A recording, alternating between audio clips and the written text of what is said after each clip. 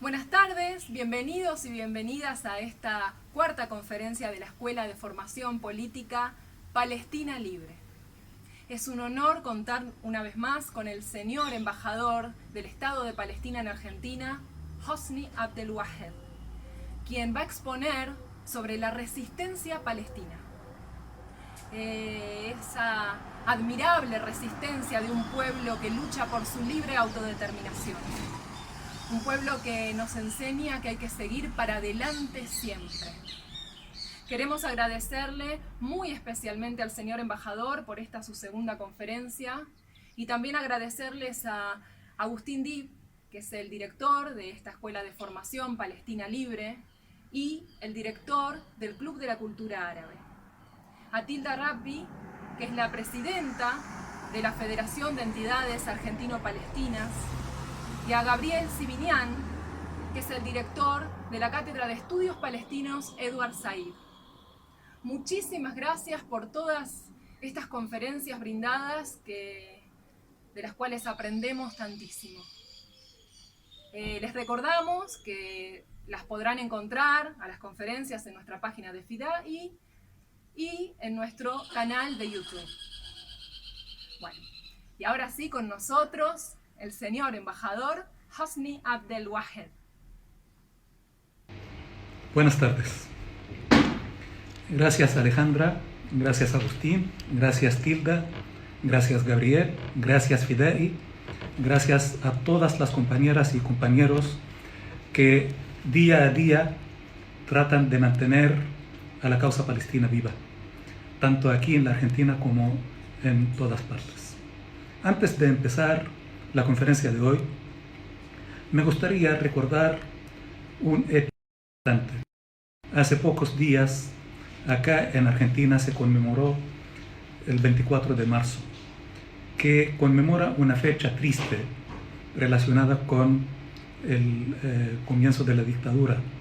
Y como la lucha de los pueblos es la misma, quiero manifestar nuestra solidaridad con el pueblo argentino y valorar la lucha que culminó con el retorno a la democracia, una democracia que celebramos, que saludamos y deseamos que dure para siempre. También hoy me gustaría recordar que estamos en el 10º día de la cuarentena, esta cuarentena que nos ha tenido confinados en nuestros hogares para enfrentarnos a esta epidemia del coronavirus. Quiero una vez más manifestar nuestra solidaridad con todos aquellos que sufren esta pandemia y desearle a todos una recuperación pronta a aquellos enfermos y hacer un llamado a todos para que respetemos esta cuarentena y este sería nuestro aporte a enfrentarnos a la misma. Hablar de la resistencia palestina, lógicamente, no es una tarea tan difícil porque buena parte de la misma es conocida, pero lo difícil es tratar de resumir la exposición sobre la lucha del pueblo palestino, la resistencia del pueblo palestino, en una sesión de 1 hora, de 2 horas, o 5 sesiones, o 10 de horas y horas, porque hay que recordar que la lucha del pueblo palestino es una lucha que lleva por lo menos 100 años. Recordemos que a fines del siglo XIX, cuando se funda el movimiento sionista, que sería bueno recordar que en sus primeros 5 congresos barajaba 3 alternativas para la creación del llamado Hogar Nacional Judío, y recordemos que tenían como objetivo la creación de este hogar o en la Patagonia, acá en la Argentina, o en Uganda, en África, o en Palestina. Primó la alternativa palestina por razones bien conocidas, por su ubicación geográfica, estratégica y por las riquezas de la región, además de que ahí se encuentra la mayor reserva de petróleo, que es la principal fuente de energía del mundo, y sigue siendo esta región el eslabón que comunica los tres continentes del mundo antiguo. También recordemos que en 1916, entre Gran Bretaña y Francia, se firma el pacto de Sykes-Picot, que tenía como objetivo dividirse nuestra región entre las dos potencias colonialistas, que al poco tiempo se ve cristalizado en 1917, cuando Gran Bretaña ocupa a Palestina en el mes de diciembre de 1917. Y sería bueno recordar aquella frase famosa del general Allenby, que se dirigió a Saladino y le dijo, Saladino muerto en el siglo XII, y que había liberado a Jerusalén. Desde Jerusalén, Allenby se dirige a Saladino y le dice: hoy terminan las cruzadas. Entonces, esto grafica la realidad, que este es un proyecto colonialista, que es la continuación de la historia antigua, que siempre ha tenido el mismo objetivo: la colonización, la explotación de riquezas, la explotación de la mano de obra, la explotación de los mercados del país ocupado, etc. Es la misma historia que se repite a lo largo de la historia. Luego, en 1922, en San Remo, la entonces Liga de Naciones formaliza el colonialismo británico en Palestina, otorgándole el llamado Mandato sobre Palestina. Esto realmente es un paso previo y preparatorio para la posterior instalación del Estado de Israel en Palestina, que es la prolongación de las potencias occidentales en nuestra región y que garantiza la dependencia de nuestra región e impide cualquier intento independentista de nuestros países. La resistencia palestina empieza justo con la ocupación británica y cuando son descubiertos los planes sionistas del dominio en Palestina. Entonces la lucha del pueblo palestino va en dos direcciones: en contra de el colonialismo británico, el llamado mandato británico, que entre paréntesis sería bueno que conozcan este concepto de mandato porque es una figura poco conocida en otras regiones. Mandato, supuestamente, la potencia colonialista, en el caso de Palestina, Gran Bretaña, pero en el caso de Siria, el Líbano, y el Líbano fue la potencia mandataria Francia, lo mismo que en Irak, Gran Bretaña, y en Jordania también. Se suponía que estas potencias colonialistas tendrían la tarea de preparar a los pueblos de nuestra región para obtener nuestra independencia. Imagínense la magnanimidad de Gran Bretaña y Francia, que pobres se sacrifican ocupando nuestros países, nuestros pueblos, para prepararnos para obtener nuestra independencia. Qué grande, ¿eh? Gran Bretaña y Francia. Bueno, el hecho es que la resistencia palestina empieza en el momento en que Gran Bretaña ocupa a Palestina y cuando se conocen los planes sionistas que pretenden la ocupación y el desalojo del pueblo palestino de su tierra. Y reitero, Israel fue diseñado por las grandes potencias como su prolongación en el Medio Oriente y como un instrumento. Este instrumento, a su vez, utiliza como instrumento a los judíos y al judaísmo.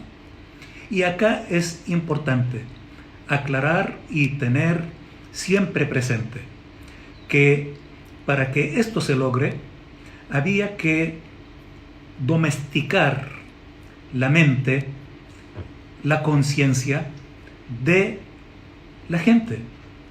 Por eso, uno de los métodos del neocolonialismo es, además del dominio político, del dominio económico, es el dominio cultural.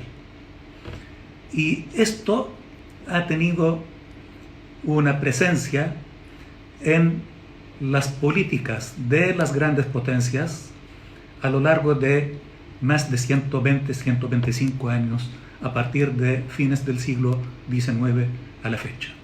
Y dentro de esta batalla cultural que se enfrenta al dominio cultural de las potencias occidentales, el tema palestino se intenta presentar como un conflicto religioso. Y esto es algo que no tiene absolutamente ningún fundamento. Recuerden lo que recién decía, que el sionismo tenía la intención de crear el Estado judío en la Patagonia o Uganda o Palestina. Por lo tanto, esto echa por tierra el argumento de el retorno del pueblo elegido a la tierra prometida. Porque si fuera así, ¿qué tiene que ver la Patagonia con la tierra prometida y con el pueblo elegido? O con el judaísmo o los judíos. Lo mismo que Uganda, simplemente es un proyecto colonialista. Los movimientos de resistencia palestina han tenido diferentes momentos con particularidades propias dependiendo del contexto histórico y del momento. Por lo tanto, esto oscila entre lucha armada, lucha popular pacífica, lucha cultural, lucha política, etc. El primer movimiento de consideración en esta resistencia, en esta lucha, podemos marcarlo en la llamada Revolución del Burak o Levantamiento del Burak. Al-Burak es la muralla occidental de la mezquita del Aqsa en Jerusalén, que es uno de los lugares más sagrados de los musulmanes del mundo. Y recordemos que Jerusalén es la ciudad santa y es la ciudad sagrada para las tres religiones monoteístas, judaísmo, cristianismo e islam, porque también hay que recordar que Palestina es la cuna del judaísmo, del cristianismo y del islam. Y nuestro pueblo es heredero del judaísmo, del cristianismo y del islam. Entonces, en esta revolución del Burak, 1929, fue tan fuerte, tan contundente, que las tropas del mandato británico, del colonialismo británico, fueron incapaces de controlar la situación en Palestina, por lo que piden apoyo de tropas inglesas apostadas en Egipto para aplacar la resistencia del pueblo palestino. Acá, el pueblo palestino estaba luchando en contra del colonialismo británico y en contra de los planes sionistas. Va de la mano esta lucha siempre, como hoy va de la mano de la lucha del pueblo palestino en contra de la ocupación sionista israelí de Palestina, al igual que la lucha en contra de las políticas hegemónicas de las potencias occidentales. Y por eso decía que la lucha de los pueblos es la misma, independientemente del lugar donde se desarrolla. Nos tocó al pueblo palestino enfrentarnos a esta tarea porque le tocó a nuestro pueblo y a nuestra tierra este proceso colonialista. Y yo puedo afirmar que si esto ocurriera en cualquier otra parte del mundo, la respuesta del pueblo en cuestión sería la misma. Así que No es que el pueblo palestino sea diferente, simplemente somos un pueblo digno que lucha por su futuro, por su presente y respetando los mismos valores de la humanidad. Otro momento importante en la resistencia del pueblo palestino podemos mencionar y detenernos un instante en la gran revolución palestina. Desde el año 1936 a 1939, que es importante recordar que son los años de la Guerra Civil Española. La verdad es que esto comenzó antes del 36, en 1935. Esta revolución, que tuvo una duración de 3 años, lo que la caracteriza de la resistencia del pueblo palestino en momentos anteriores, es que en esta revolución hubo una organización de alto nivel, tuvo un programa político y tuvo una generalización porque abarcó a la totalidad del territorio palestino. Un elemento importante que hay que tener presente: el líder de esta revolución de 1936 al 39 fue Izz ad-Din al-Qassam. Izz ad-Din al-Qassam era un imán de una mezquita en Haifa. Y este hombre, a pesar de que era un imán, esta revolución no tuvo absolutamente ni una pizca de religiosidad. Fue una revolución que tenía como objetivo principal la independencia y hacer frente a los planes del sionismo y de su intento de dominar a Palestina, implementar este plan que prácticamente niega la existencia del pueblo palestino. También esta lucha del pueblo palestino, que muchos ignoran, es digna de la humanidad entera. Saben que en esta revolución, que tuvo 2 momentos con 2 particularidades y características propias. La primera etapa fue prácticamente una lucha popular, pacífica, que culmina con la huelga general más larga de la historia de la humanidad, que duró desde abril hasta octubre de 1936. 6 meses de huelga general.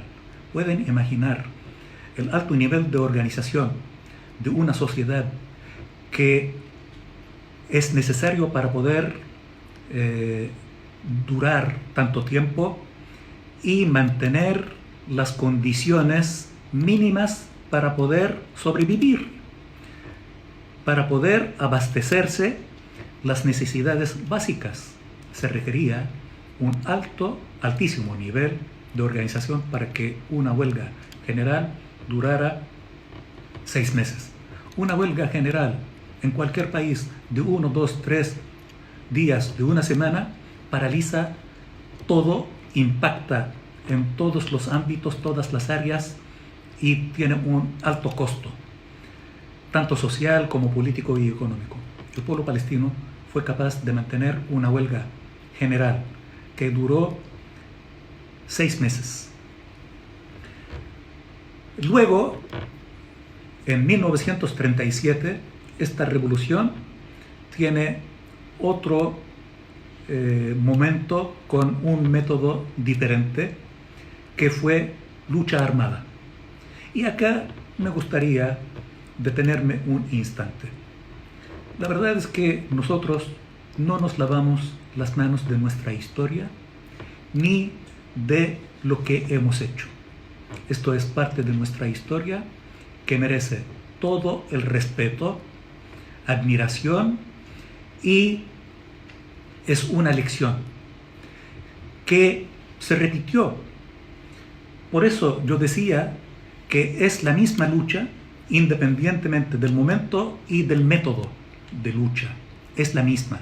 Es un proceso prolongado de lucha que tiene el mismo objetivo, la liberación nacional y un Estado palestino independiente y soberano.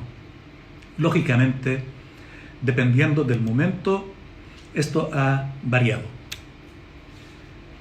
En 1939, en septiembre, recordemos que Alemania nazi ocupa a Polonia, que fue la antesala del comienzo de la Segunda Guerra Mundial. Gran Bretaña, para tranquilizar la situación y abocar sus esfuerzos a la guerra, a la Segunda Guerra Mundial, trata de tranquilizar la situación en Palestina y promete a la población palestina que una vez terminada la guerra, los palestinos obtendríamos nuestra independencia. Finalizada la Segunda Guerra Mundial, como de costumbre, Gran Bretaña, lejos de cumplir con su promesa, cumple con su compromiso con el sionismo, que es algo intrínseco de sus políticas, es parte de este mismo conglomerado. Entonces, en 1946-1947 se reanuda la lucha y la resistencia del pueblo palestino. La verdad es que esta lucha fue muy desigual porque, por un lado, Gran Bretaña, la gran potencia y ahora triunfante en la Segunda Guerra Mundial, con el sionismo y su poder frente a un pueblo desarmado y que durante tanto tiempo reprimido, pero igual el nivel de resistencia del pueblo palestino hace que Gran Bretaña se declare incapaz de controlar la situación en Palestina, por lo que pide a Naciones Unidas intervenir en este tema y hacerse cargo. En 1947, 29 de noviembre, la recién creada Naciones Unidas y por presiones de las grandes potencias aprueban la llamada Resolución 181, que es la resolución de la partición de Palestina. Que ojo, como en 1916 dos potencias colonialistas, sin consultar con nuestros pueblos, deciden dividirse nuestros países entre ellos, lo mismo que en 1917, en la llamada Declaración Balfour, sin consultar a nuestro pueblo, Gran Bretaña piensa que es amo y señor y dispone del territorio de Palestina y se lo promete al movimiento sionista. Igual en 1947, la recién creada Naciones Unidas, y que reflejaba la correlación de fuerzas de la posguerra, decide dividir a Palestina en dos estados sin consultar a nuestro pueblo. La historia posterior es conocida y este Occidente, que tiene un complejo de culpabilidad hacia los judíos que fueron perseguidos en Occidente durante siglos y que culminó esta persecución con el Holocausto, que hoy Israel y el sionismo explotan y chantajean al mundo con el mismo, y lógicamente nosotros condenamos al Holocausto. No podemos compartir ninguna política similar que discrimine a nadie por su origen, por su religión, por su color, por su cultura, por su credo o por cualquier motivo. Por lo tanto, nosotros hoy, como ayer, estuvimos en contra y vamos a seguir en contra y vamos a luchar en contra de cualquier proceso similar. pero que el sionismo siga explotando y chantajeando al mundo con esto y justificando sus políticas en Palestina, esto es inaceptable. Y no vamos a rendirnos a este chantaje. Vamos a mantener nuestra resistencia, que en un rato voy a referirme a nuestra lucha actual. La historia, como decía, después de esta resolución es conocida. En mayo de 1948, Gran Bretaña facilita al movimiento sionista hacerse del territorio de Palestina. El movimiento sionista, el mismo día que Gran Bretaña anuncia su retirada, el movimiento sionista declara la independencia de Israel y ocupa el 78% de la Palestina histórica. 78%.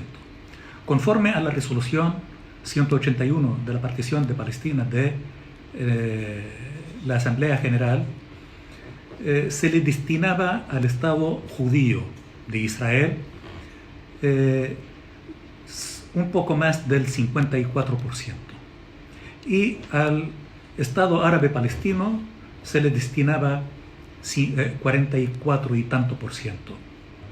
Por lo tanto, el movimiento sionista no se conformó con lo que se le había destinado en esta resolución, sino ocupó 24% más, 78% total de la Palestina histórica. Junto con la ocupación del 78% de Palestina, expulsa a 3/4 partes de la población palestina de sus hogares.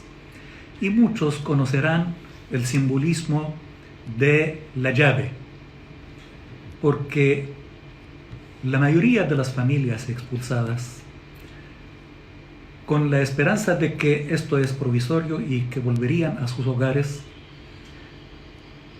dejan sus casas bajo llave y se llevan sus llaves con la esperanza de volver en una semana, 2 semanas, y lamentablemente casi 72 años después seguimos con la esperanza de recuperar nuestros derechos legítimos, inalienables, nacionales. Entonces, 22% de la Palestina histórica, que son la Franja de Gaza y Cisjordania, incluido Jerusalén Oriental, no fueron ocupadas en 1948. Con la expulsión de 3/4 partes de la población palestina, surge el fenómeno de los refugiados palestinos, que se instalan en campos de refugiados en territorios palestinos no ocupados, la Franja de Gaza y Cisjordania, incluido Jerusalén Oriental, igual que países hermanos vecinos, Siria, Líbano, Jordania, Egipto, Irak también. Estos campos de refugiados, lamentablemente, que hasta el día de hoy están, y en estos campos de refugiados se vive en condiciones paupérrimas, condiciones infrahumanas. Y la verdad es que el sufrimiento no es exclusivo ni excluyente, porque como millones de palestinos refugiados han sufrido esto, hoy otros refugiados de otros países también sufren lo mismo. Y desde nuestra condición de refugiados enviamos un mensaje de solidaridad a todos aquellos refugiados a lo largo y ancho del mundo. Y recordemos que los países de muchos de estos refugiados durante mucho tiempo fueron refugio de otros que hoy cierran sus puertas a estos refugiados que buscan un lugar seguro para sobrevivir. Y también hay que recordar que estos fenómenos de refugiados son producto de las políticas de aquellos países que hoy les cierran las puertas y las fronteras a estos refugiados. Producto de esto, el pueblo palestino tiene que buscar la forma de sobrevivir, y su lucha es de supervivencia durante los primeros años. Por eso muchos han tenido que buscar trabajo en otros países, porque hay que recordar que la mayoría de la población palestina, a diferencia de lo que piensan muchos, que el mundo árabe entero es desértico, la principal actividad económica de los palestinos era la agricultura. Y para un agricultor, para un campesino, su principal medio de producción es su tierra. Cuando su tierra es ocupada y cuando es expulsado de su hogar, de su tierra, pierde su medio de producción, que es la tierra. Entonces, este campesino tiene que aprender un nuevo oficio, y esta es una lucha, esta es una resistencia también. Y muchos han tenido que aprender nuevos oficios, y esto es la grandeza de los pueblos, que siempre de las adversidades sacan lecciones. El pueblo palestino encuentra en la educación una herramienta y una forma tanto de resistir como de sobrevivir. Por eso nuestras familias, nuestros padres, nuestras madres, nuestros abuelos se han preocupado de darnos educación, y esto es parte de la resistencia del pueblo palestino. Educación. Porque como dice José Martí, ser culto para ser libre. Y como dicen todos los filósofos, todas las religiones, todos los sabios y cualquier ser humano con un dedo de frente, que dominar a un pueblo educado es mucho más difícil que dominar a un pueblo no educado. Y nuestro pueblo se ha educado, y esta es parte de nuestra lucha. Y la verdad es que esta lucha del pueblo palestino es un motivo de orgullo de nuestro pueblo, que a pesar de las adversidades nos hemos mantenido, hemos preservado nuestra cultura y la hemos proyectado hacia el futuro, lo mismo que nuestra identidad. Y este es otro elemento de la lucha del pueblo palestino. Luchar por preservar nuestra identidad nacional, porque un objetivo constante del sionismo, del Estado de Israel, ha sido el intento constante de eliminar y de borrar la identidad nacional del pueblo palestino. Porque un pueblo sin identidad no es un pueblo. Y por eso han hecho todo lo posible, junto con la usurpación de la tierra, han hecho todo lo posible para usurpar nuestra cultura y nuestros valores culturales. Imagínense el bordado de la vestimenta típica de la mujer palestina, que es estupendo, que es hermoso y único en el mundo y que data de hace miles de años. En los bordados de la vestimenta típica palestina, saben que antes de el invento del alfabeto se narraban historias y se escribía a través de figuras. Los bordados palestinos datan de la época de los cananeos, y algunos de estos bordados que usan nuestras mujeres narran cuentos e historias a través de las figuras. Israel ha intentado usurpar esto y hoy trata de presentar esto como algo propio. Lo mismo que la comida palestina. lo mismo que hasta el kufiyye palestino. Hace años un diseñador israelí hizo un diseño del kufiyye, del hatta palestino, con la estrella de 6 puntas y con los colores de la bandera israelí. Y la verdad es que hagan lo que hagan, nuestro pueblo ha sabido preservar nuestros valores culturales, y a pesar de la universalización hoy de muchos de estos fenómenos, se sabe que son palestinos. Y si bien nos encanta que el mundo utilice nuestros símbolos y que los adopte, que coma en nuestra comida, nos encanta y compartimos esto, pero esto es nuestro y lo ofrecemos al mundo con mucho gusto, como lo hemos hecho siendo cuna de civilizaciones, de cultura y de religiones, y lo hemos compartido con la humanidad. Bueno, con respecto al hatta, quiero contarles algo importante y relacionado con la revolución de 1936 al 39. En ese tiempo, el hatta era utilizado, el kufiyye, o acá tal vez algunos lo llaman el pañuelo palestino, era utilizado en el campo. Y esto también es algo milenario que se ha utilizado a lo largo de siglos. Era utilizado principalmente por la gente del campo, que lo utilizaba para protegerse del frío como del sol, igual que en el momento de arar, de cultivar la tierra, sus productos agrícolas. La revolución del 36 al 39 surge principalmente en el campo.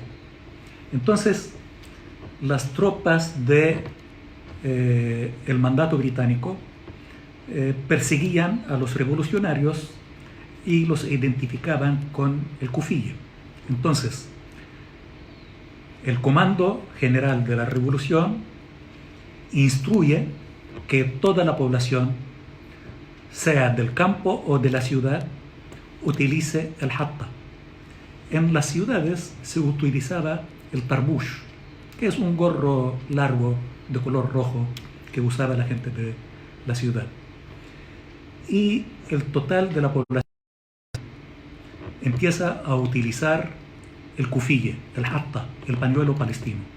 Y por eso, desde entonces, el kufiyye se convierte en un símbolo de resistencia.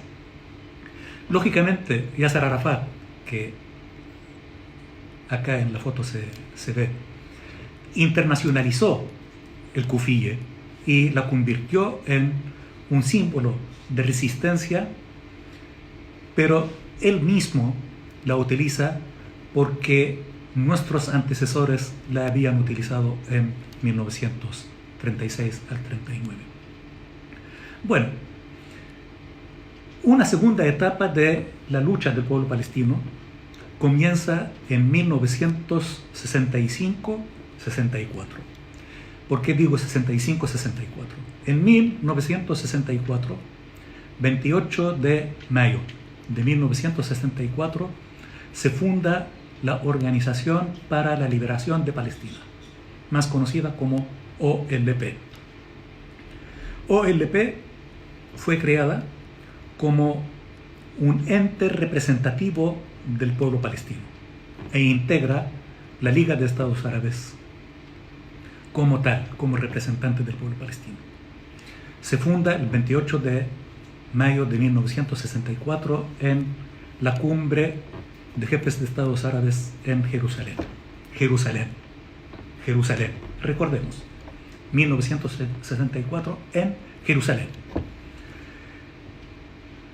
Luego, el 1 de enero de 1965, comienza la nueva era de la lucha del pueblo palestino con el nacimiento del Movimiento de Liberación Nacional de Palestina, Al-Fatah,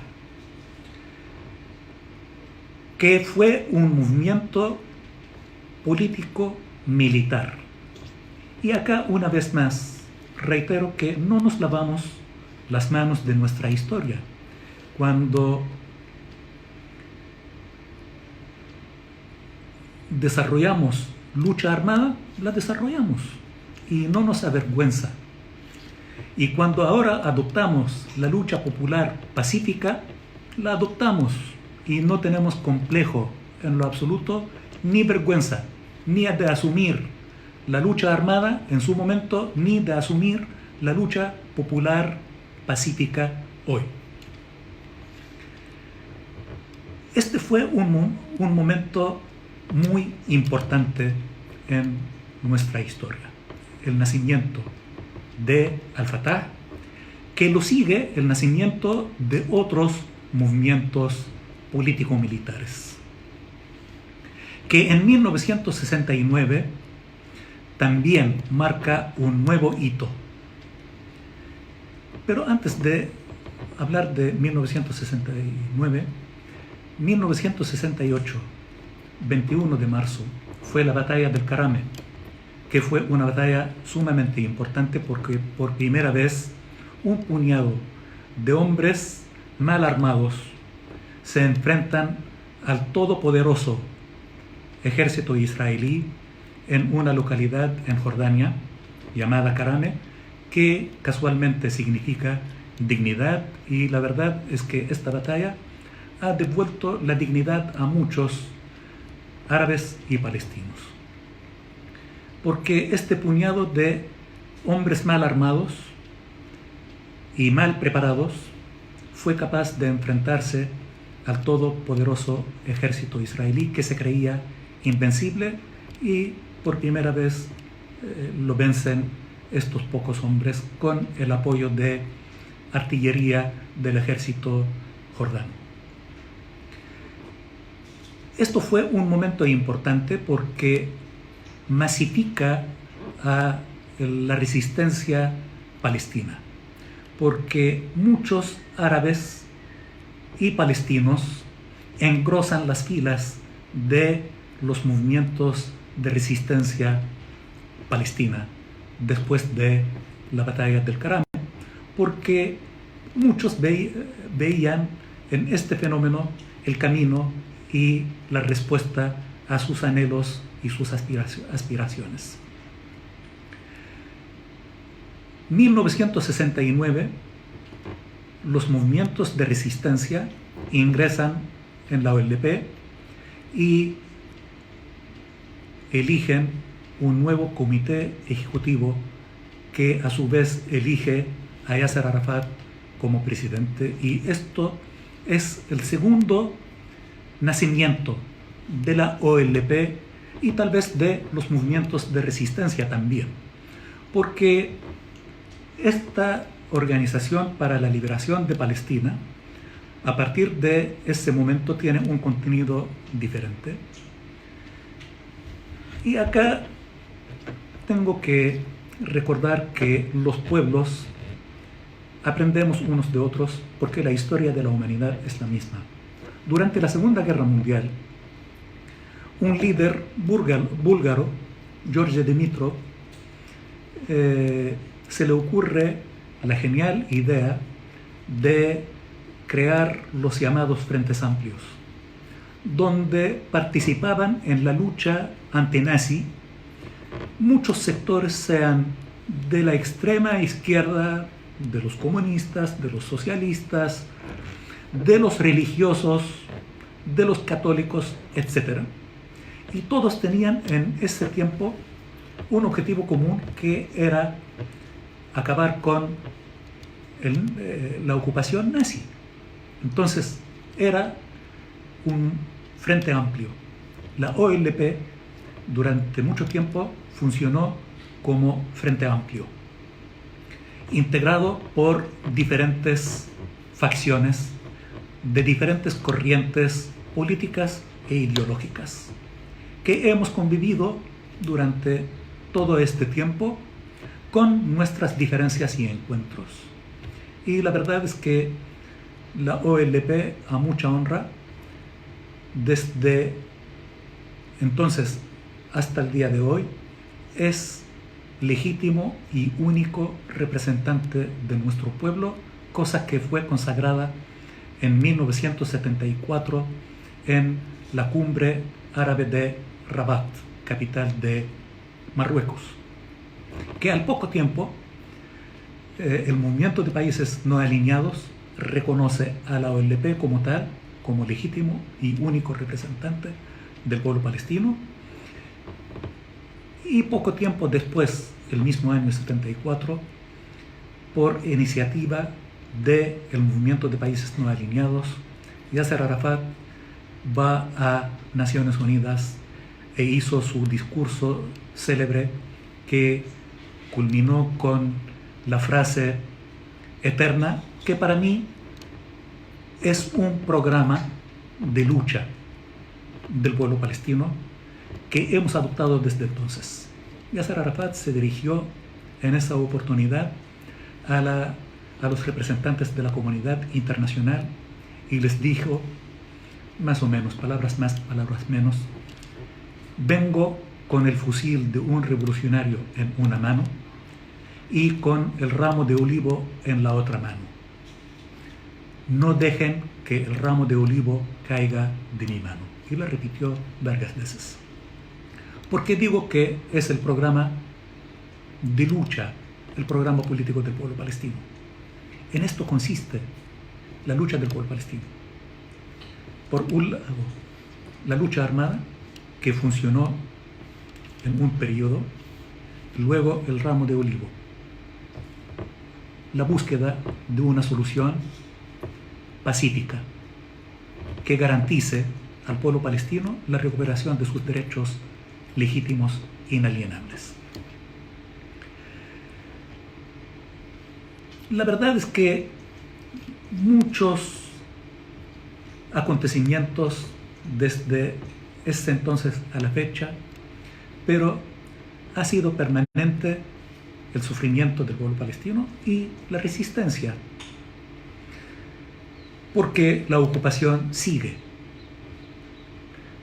Lamentablemente, en el año 65, cuando se funda el Fatah, 64, cuando se funda la OLP, aún quedaba una parte de Palestina que no había sido ocupada, que son la Franja de Gaza y Cisjordania, incluido Jerusalén Oriental.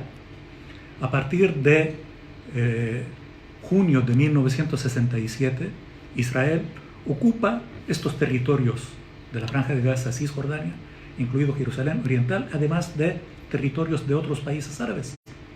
Lo dije en una oportunidad anterior. La península del Sinaí, territorio egipcio, los altos del Golán, territorio sirio, las granjas de Sheba, sur del Líbano, y el valle de Arabá, territorio jordano. Entonces, ahora se incorpora este nuevo elemento, que la totalidad del territorio palestino está ocupada. ¿Cuáles son los objetivos de la lucha del pueblo palestino? La resistencia del pueblo palestino. Primero, preservar la existencia del pueblo palestino. Es una lucha existencial.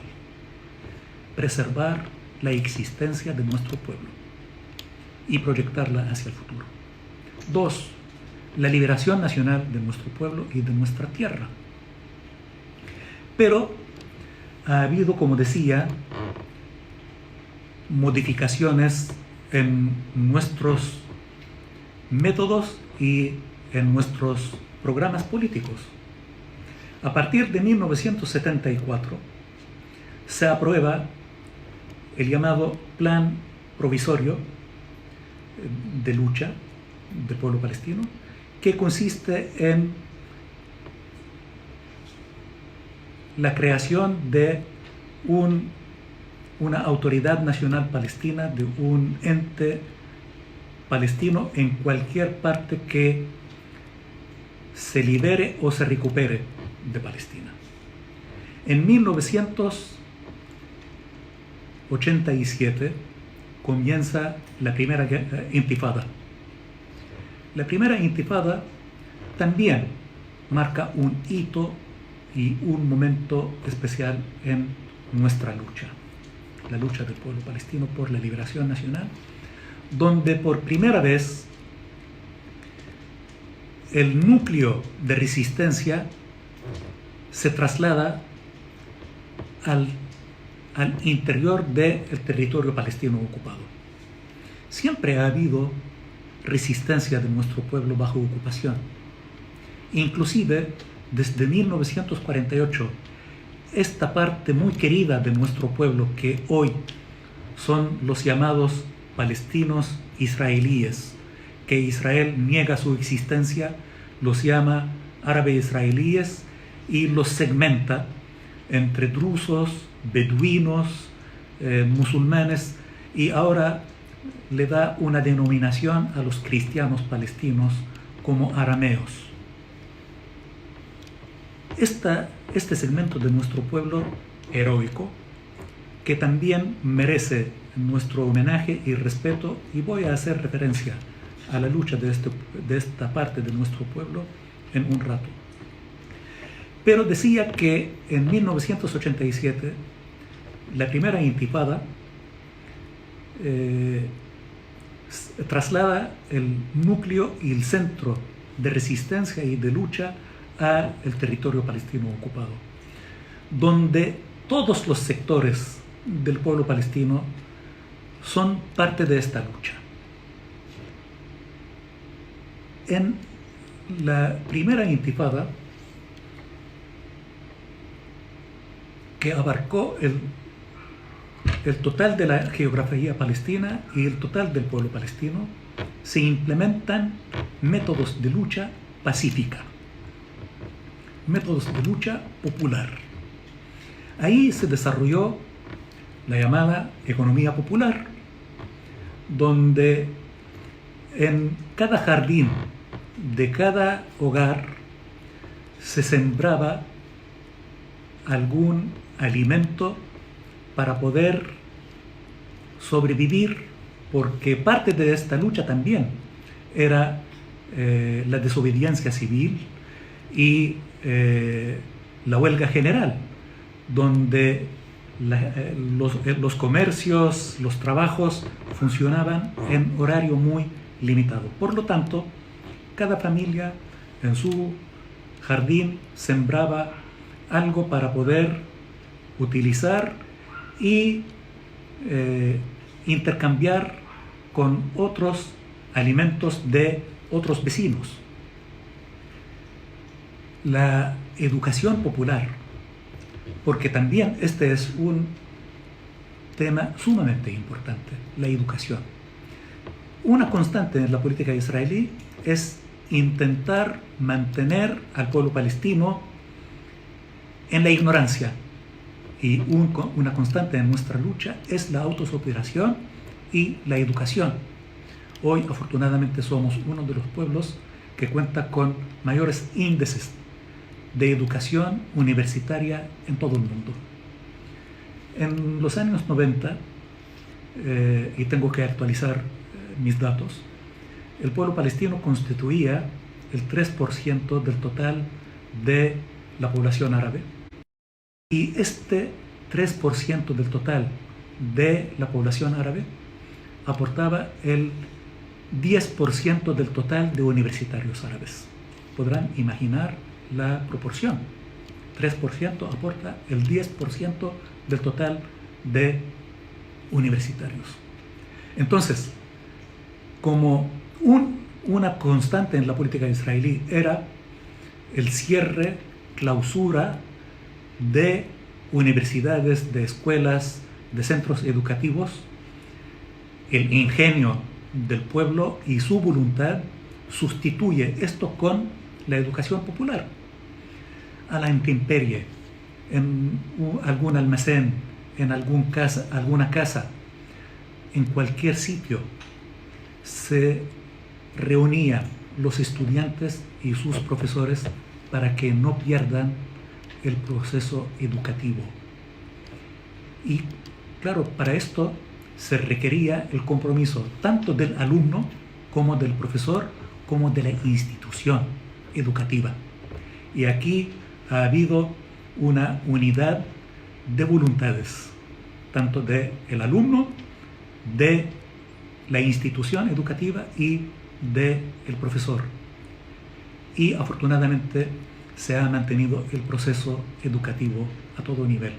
La verdad es que la Intifada ha abarcado todas las áreas de vida de nuestro pueblo y ha afortunadamente encontrado respuestas a todas las inquietudes, interrogantes y desafíos impuestos por la ocupación. Esta Intifada que muchos trataron de tildar de algo espontáneo, no organizado, para desmerecer a nuestro pueblo y a nuestros movimientos de resistencia, a la OLP y sus facciones integrantes. Yo haría una pregunta. Si fuera algo espontáneo, no organizado, ¿cuánto tiempo podría durar un movimiento sin organización? ¿Una semana? ¿2, 3, 4, un mes, 2 meses? Imposible, ¿eh? Y esta primera Intifada tuvo una duración casi de 6 años. 6 años. Entonces, esto demuestra también una vez más, como decía, de la huelga general de 1936, un alto nivel de organización, donde hubo un comando conjunto que manejaba los diferentes aspectos de la vida cotidiana y cambiaba de integrantes. Este comando general unificado cambiaba de integrantes y de lugar para garantizar la continuidad y para garantizar la participación de todos los palestinos en esta misma Intifada. Esto culminó con los acuerdos de Oslo, firmados en 1993 en la Casa Blanca. La verdad es que hay muchos que apoyan los acuerdos de Oslo y otros que no los apoyan. No es el caso, yo no voy a entrar en este tema y lo dejamos a juicio de la historia, pero ni siquiera Israel respetó sus compromisos contraídos en los acuerdos de Oslo, porque al poco tiempo de la firma de los mismos y la creación de la Autoridad Nacional Palestina en la Franja de Gaza y Cisjordania, la derecha fundamentalista israelí asesinó a Yitzhak Rabin en 1995, a 2 años de la firma de los acuerdos de Oslo, y empieza el retroceso constante de los mismos, que culminó en el año 2000 con la segunda Intifada, que también fue otro momento de nuestra lucha y de nuestra resistencia con características diferentes.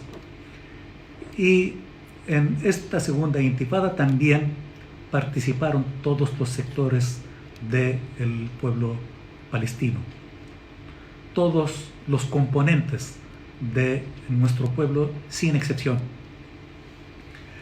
Y recordemos que en esta segunda Intifada el símbolo y líder histórico del pueblo palestino, Yasser Arafat, fue sitiado durante casi 3-4 años en su sede, conocida como Muqata'a, en Ramallah, y destruyeron prácticamente la totalidad de la Muqata'a, y solamente sobrevivió el sector de un edificio donde se encontraba físicamente Yasser Arafat, frente a los ojos y oídos del mundo.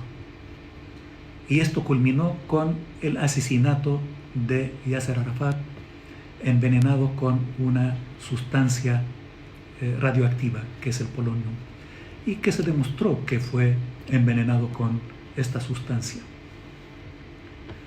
Entonces, la lucha del pueblo palestino comenzó hace casi 100 años, sigue hasta el día de hoy, ha tenido diferentes etapas, cada etapa ha tenido sus particularidades y sus métodos.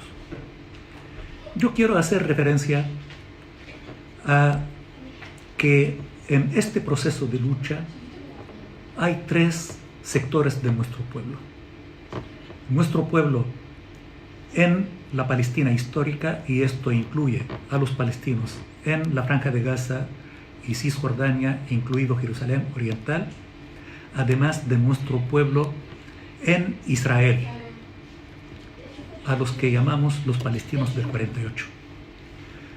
El segundo segmento de nuestro pueblo son los refugiados palestinos que viven en los países hermanos vecinos. Y el tercer sector son nuestros hermanos palestinos de la diáspora. Es una lucha mancomunada de los 3 sectores de nuestro pueblo. Y siempre esta lucha ha contado con, ha sido fortalecida con el aporte de los 3 sectores de nuestro pueblo, y lógicamente nunca olvidar el apoyo y solidaridad de los pueblos del mundo, que es sumamente importante en nuestra lucha, la solidaridad de los pueblos. Yo decía que me gustaría hacer hincapié en un sector de nuestro pueblo que son los palestinos del 48, que son ciudadanos israelíes, que durante mucho tiempo fueron lamentablemente mal entendidos por sus propios hermanos. Y durante mucho tiempo ni siquiera se sabía mucho de ellos. Y aquí quiero destacar la labor de un gran hombre y rendirle un homenaje. Nuestro gran Ghassan Kanafani, el politólogo, el escritor, el periodista, el político, el artista, Ghassan Kanafani, que en 1964 publicó un libro sobre los poetas de la resistencia palestina del 48. Y a través de Ghassan Kanafani se conocieron poetas de la talla de Mahmoud Darwish, de Samih al-Qasem, Rashid Hussein, Tawfiq Zayyad y otros, que lamentablemente durante mucho tiempo no se conocían. Y ellos, este segmento de nuestro pueblo, mantuvo la frente siempre en alto y luchó por su dignidad y por sus derechos. Este segmento de nuestro pueblo, en 1976,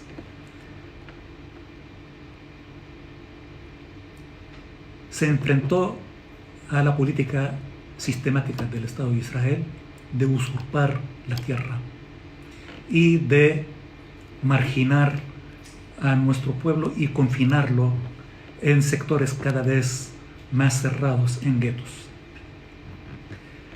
El pueblo autóctono de Palestina, que en 1948 poseía el 94%, hoy estos palestinos del 48 constituyen prácticamente más del 20% de la población de Israel y lamentablemente están confinados en menos del 2% de la tierra de la Palestina histórica.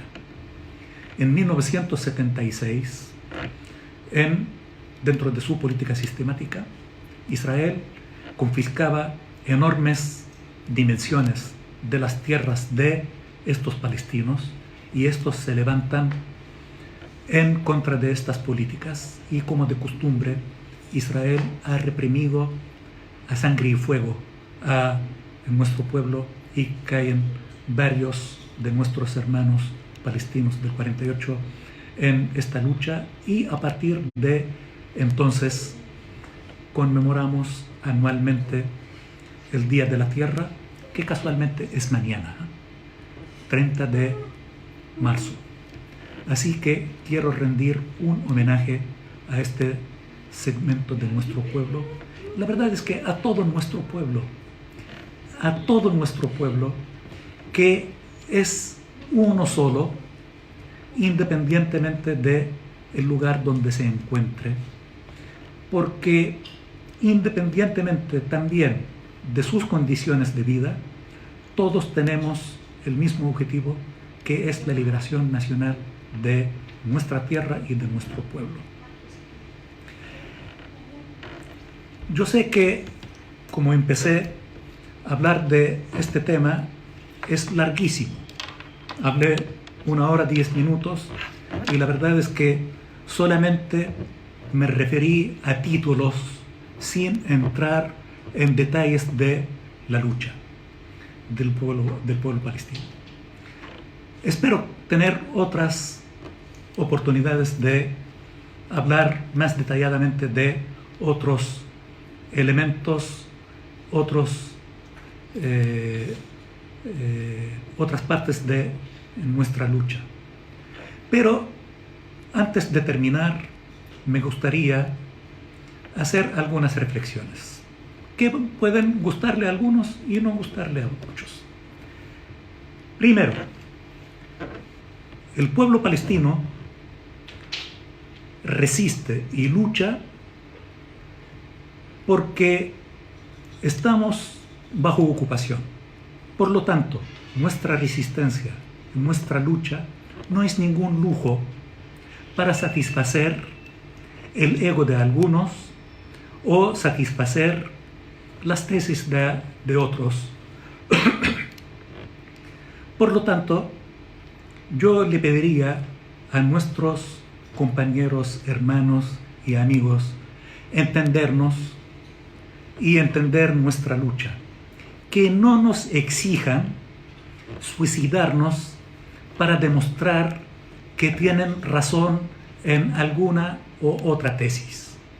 El pueblo palestino es un pueblo maduro, con una preparación y formación suficiente como para entender el momento y el método de lucha de cada momento, dependiendo del contexto histórico subjetivo y objetivo. Así que les agradeceré, por favor, su comprensión.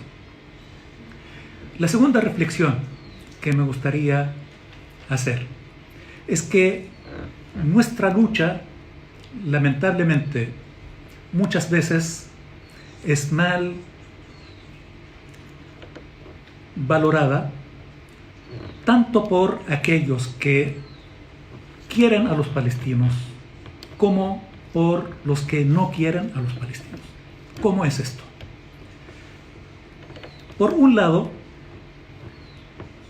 el aparato propagandístico hegemónico del sionismo y de sus aliados tratan de demonizar al pueblo palestino, deshumanizar al pueblo palestino. Por lo tanto, esto justifica cualquier política que implemente Israel a reprimir al pueblo palestino, porque ha sido deshumanizado. Por otro lado, nuestros amigos, compañeros, hermanos que apoyan la lucha del pueblo palestino, que nos exigen mucho y nos ven como los héroes. Y los héroes también, de alguna forma, no es el común de la gente. Por lo tanto, a los héroes se les exige lo que no se le pide al común de la gente. Así que yo le pido a unos y a otros entiendan que el pueblo palestino es un pueblo común y corriente, como todos los pueblos que les tocó en algún momento luchar por su autodeterminación, por su liberación nacional, por su libertad, y en su momento esa gente, estos pueblos, fueron el pueblo palestino de hoy. Así que, por favor, traten de entendernos. La otra reflexión que me gustaría también hacer es que la lucha del pueblo palestino, como decía Yasser Arafat, nuestro referente y líder histórico, él decía que la revolución no es solo un fusil. Decía que la revolución es el bisturí de un cirujano, es el pincel de un artista, es la pluma de un escritor, y seguía nombrando muchas cosas más. Y la verdad es que no es nada más sabio que esto. La revolución no es solo lucha armada. La lucha política, la lucha cultural, la lucha diplomática, la lucha educativa, la lucha social, la lucha de todo tipo es válida. No hay que descartar absolutamente ninguna forma de lucha, y todo tipo de lucha, de todo tipo de resistencia es tan válido como el otro. No hay que renunciar a ninguna vía de lucha y de resistencia. Yo decía que en 1974 Arafat fijó el nuevo programa de lucha y el método de lucha, el ramo de olivo. También en la segunda intifada se concreta y se cristaliza esta lucha popular pacífica, cultural, educativa, académica, política, etc. Entonces, todo esto es resistencia. La otra reflexión que me gustaría hacer se refiere principalmente a el dominio cultural o el colonialismo cultural. La verdad es que para que se logre el dominio, sea político, militar, económico o de cualquier índole, se requiere primero que se logre el dominio cultural. Por eso, una constante en nuestra lucha tiene que ser en el aspecto cultural. Y cuando hablo de cultural, no me refiero solamente a las manifestaciones culturales, el dabke, la literatura. No. Me refiero a los conceptos, al relato. Lamentablemente, en el relato dominante, especialmente en la cultura occidental, que es la dominante en todo el mundo, y lamentablemente hasta en los países árabes muchas veces, hay muchos que creemos que conocemos la realidad, caemos en esto. Fíjense en la cultura occidental dominante, la resistencia del pueblo palestino es terrorista. Cuando se trata de lucha armada es terrorista, pero cuando se trata de lucha política, de lucha diplomática, de lucha cultural, de cualquier índole, también es extremista y se criminaliza. Como por ejemplo, criminalizar al BDS o tildar a cualquiera que apoye a la lucha del pueblo palestino o que critique a las políticas del Estado de Israel de antisemitismo, de antisemita. Acá es importante tener claridad y diferenciar entre sionismo, semitismo, judaísmo, el ser israelí, el ser hebreo, etc. Son conceptos muy diferentes. Una cosa no tiene nada que ver con la otra. Por favor, preocupémonos de no caer en la trampa. Y para finalizar, yo le haría una pregunta a aquellos que tildan al pueblo palestino de terrorista. Hoy todos los árabes y musulmanes somos terroristas. George Washington, cuando luchó en contra de la corona británica, José de San Martín,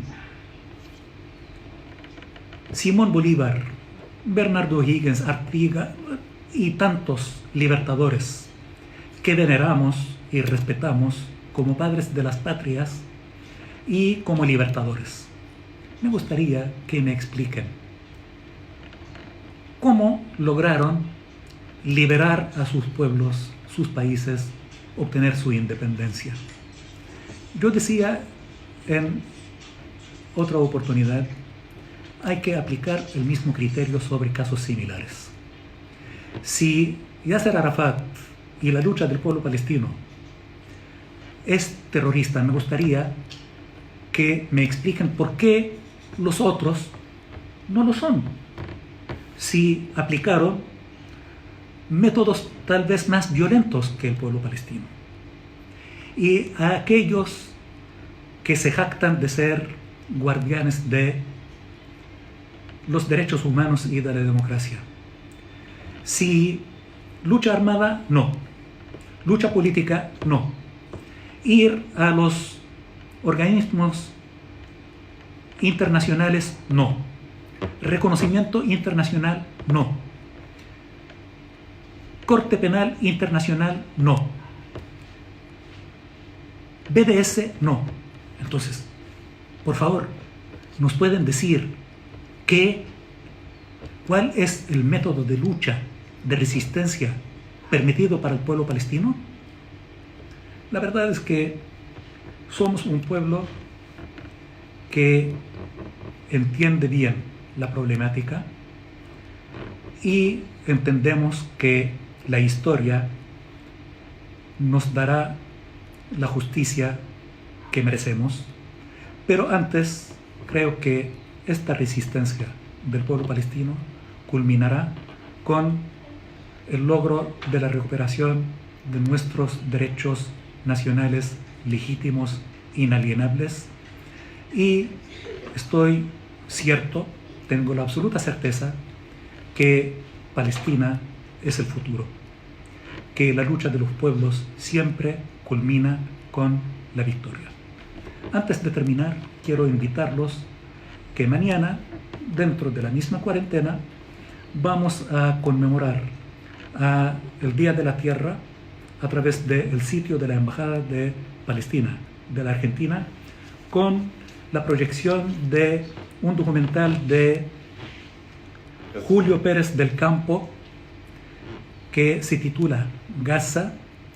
A las 15:40 será la proyección y a las 16 horas habrá comunicación directa con el director de este trabajo, a quien agradecemos desde ya, Julio Pérez del Campo.